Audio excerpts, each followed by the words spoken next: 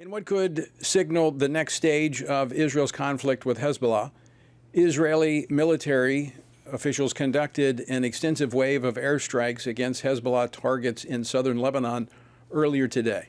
Now, this came in response to Hezbollah launching more than 150 rockets, missiles, and drones into northern Israel yesterday. Prime Minister Benjamin Netanyahu said Israel would take, quote, whatever action is necessary to diminish the threat posed by Iranian-backed terrorists in Lebanon. Israel is warning civilians to move out of the way from homes that are hiding missiles in Lebanon. Meanwhile, the United Nations human rights chief is claiming Israel violated international human rights by blowing up Hezbollah communication devices last week. Joining me now from Jerusalem to discuss this is Chris Mitchell, Middle East Bureau Chief for CBN News. Chris, welcome back to the program. Great to be with you, Tony. And I just want to say that, the Second Chronicles 7:14 was mentioned just behind me on the Temple Mount when there was a first Jewish temple there, and appropriate words for America and Israel as well. I mean, you've been in Israel for over 2 decades. Have you ever seen anything in the Middle East like what we're witnessing right now? No, Tony, this is unprecedented. Never seen anything like this. I was at a dinner earlier tonight, and some of the rabbis telling me they've never seen it as well. This is really unprecedented time, geopolitically, politically, also spiritually. I think that we're in uncharted waters, and the Lord said to keep our eyes fixed on Him, the author and the finisher of our faith. And when you see these things, look up, for your redemption draweth nigh. Well, I think we're getting pretty close. When you look at all of these events, this is the most protracted conflict war that Israel has been in since its founding in 1948. And, we're fighting in southern Israel, in Gaza. Now it appears the next phase could be coming in the northern part of the country as eyes focus on Lebanon and Hezbollah. Walk us through the events of the past week. Well, as Yoav Gallant said, we are in a new phase of the war. Probably about 2 weeks ago, there was an elimination of a major Hezbollah leader. And then last week, you mentioned the pagers and the beepers, probably an historic Trojan horse. I mean, people are calling it brilliant, unprecedented, probably the biggest Trojan horse since Troy, and where thousands of Hezbollah fighters were disabled and eliminated for some. And just last Friday, there was a strike against one of the main Hezbollah leaders with a $7 million bounty on his head from the United States, involved in the 1983 bombing of the U.S. Embassy, and a major leader of Hezbollah. And not only he was eliminated, but about 14 other top Hezbollah leaders. So right now, the leadership of Hezbollah has been decimated. There is confusion. They have a hard time communicating to one another. We noted earlier today, we interviewed a man named Yigal Karman. He's the founder of Middle East Media Research Institute that tracks Iranian, Arab, all sorts of media going on in the Middle East. And he was saying right now there's actually internal dissension against Hezbollah leader Hassan Nasrallah. He was the one that a few months ago told Hezbollah men, their wives, their children, throw away your cell phones and just get these beepers. And they're blaming him for what happened. And then what we've seen in the last 24, 48, 72 hours is a really escalation of bombing in South Lebanon. The latest tally I heard was over 1,100 targets hit in South Lebanon. And just remember, Tony, what Hezbollah has been doing in the last 24 years since Israel pulled out of South Lebanon is they've been embedding those weapons, munitions, rockets, drones, and UAVs in civilian houses all over South Lebanon. And that's why the IDF is saying right now to the civilians in South Lebanon, please get out. We don't want to harm you. We want to just target Hezbollah. Chris, a couple of things as you laid out what is occurring. I mean, this is classic command and control decimation that is taking place right now, which would suggest that more is coming, because that's generally what you do in the first phases. But I do want to get clarification. I do not think, I have not seen, the Israeli officials have not acknowledged or denied the role in the pagers and walkie-talkies, unless I missed something recently. No, I don't believe they've said anything officially that they've accepted responsibility for that. It's something, in many ways, any Mossad operation, they would not take responsibility for it. But it's widely accepted, I think, that they were responsible. There was supposedly a shell company from Hungary that they bought these beepers from. But to be clear, nobody here in Israel is taking responsibility for that. And I bring that up simply because UN Security Council actually heard from the chief of the United Nations Human Rights Division, Volker Turk, saying that Israel has violated international human rights by using these communication devices as a weapon. But it's interesting, they're silent. The United Nations is silent about Hezbollah placing these launching sites in the homes, in communities there in Lebanon. The double standard is striking. That's true. And maybe they also didn't mention in that ever since October 8th, one day after October 7th, Hezbollah has fired more than 8,500 rockets, drones, UAVs into south northern Israel, that is. And just let me do that, into northern Israel. And they have done that unprovoked. I mean, they were the ones that actually started this war with Israel back on October 8th.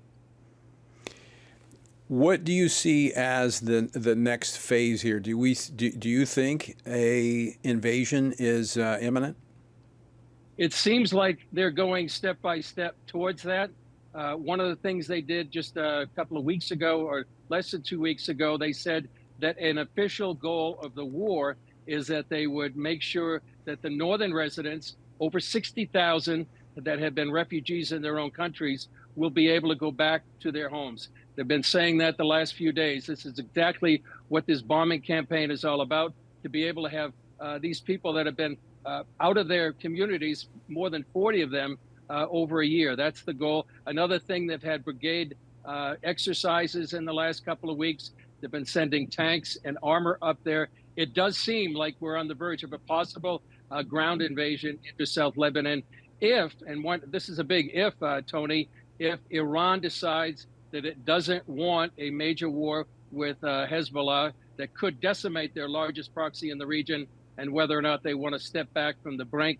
Right now, it doesn't seem like Hezbollah's stepping back at all. They're firing rockets either further south into Israel, and they have the munitions, unless they've already been exploded by Israel, to go even further. Talk a little bit about the further into Israel that they're going. Some of these projectiles, these missiles, have actually made it through the Iron Dome and have struck targets.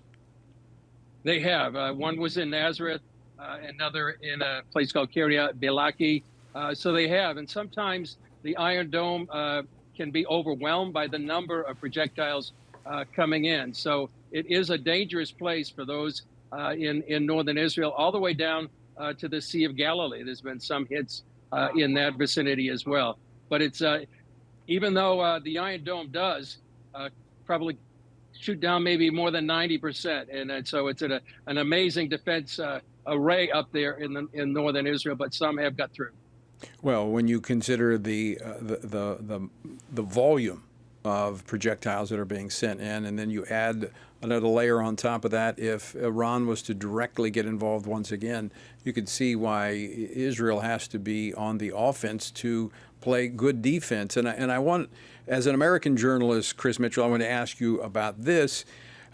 We've seen in the last couple of weeks, and maybe it's me, maybe you see it differently, the Biden administration has been pretty silent in terms of Israel's response to these attacks. Before, they were constantly encouraging them or telling them to throttle back. Haven't heard a lot out of the Biden administration. Could that be something to do with the elections? It very well could, Tony. I agree with you. I haven't heard much from the Biden administration about restraining Israel right now. In one sense, maybe the administration is happy that somebody that has a $7 million bounty on the head by the U.S. Was eliminated. But on the other hand, as you say, it could be related to the election, and certainly we're just 50 days away or less from the election, and that they don't want to maybe upset anything for the Democrats. So, Chris Mitchell, what's the sense there right now? You know, we've seen kind of, or at least we're getting from the media back here in the United States, that the support for the Prime Minister Benjamin Netanyahu and the efforts that he has taken has kind of ebbed and flowed. Where are the Israeli citizens right now in terms of this conflict? I would say for the Israeli citizens, the majority are with the Prime Minister. There was a poll that just came out recently that showed his party, the Likud, was almost twice as much as the nearest party. I think what Israelis want right now is they want victory. They want victory over Hamas. They want victory over Hezbollah. I think October 7th was a game changer, and Israelis don't want to live under the threat of rockets from the south or rockets from the north. I think they want victory. They want to make sure that the sacrifices that many of the Israeli men and women in uniform have made are not in vain, and also they certainly want to get all their hostages out from the Gaza Strip, but they really want victory over their enemies, and they don't want to live like they have before October 7th. Chris, I'm going to ask you to define victory, because in modern times, especially in American warfare, victory is kind of really appeasement. It is just fighting to a standstill, but no real victory in terms of eliminating the threat. So what does victory look like for Israel? I think the two theaters right now, for the Gaza Strip, I think victory would mean that Hamas is completely defeated. They're no longer ability to govern, and then the return of the hostages, and also that there would be a new paradigm in the Gaza Strip. On the northern border, I think, and they said this just a couple of weeks ago, they want to have a buffer zone from the current Lebanese-Israeli border all the way up to the Litani River. It's about 19 or 20 miles up there. That was a buffer zone from 1982 to 2000, and that's when Israel pulled out. Hezbollah filled that vacuum. So I think that would be considered a victory, I think, for Israel to be able to have that zone free of Hezbollah, free of any threats to the Israeli people. Even further than that, I mean, this would be a bonus if Hezbollah didn't have a stranglehold on the country of Lebanon and the Lebanese people. So we're talking about the classic definition of victory, eliminating the threat so that the people of Israel can live in peace. Chris, we're just about out of time. We've got about a minute left. How can Christians here in the United States be praying right now for Israel?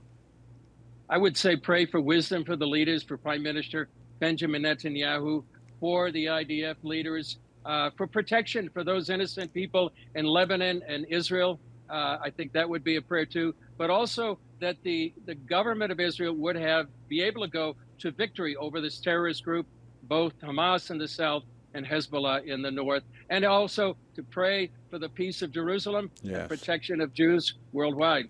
And how can we pray for you, Chris? Wisdom, strength, can be challenging here. We have a wonderful team here in our Jerusalem bureau, and pray for the whole CBN News team to fulfill what the Lord has called us here for such a time as this. Well, and we're grateful for you and the team. Thanks so much for joining us today. Great to be with you, Tony.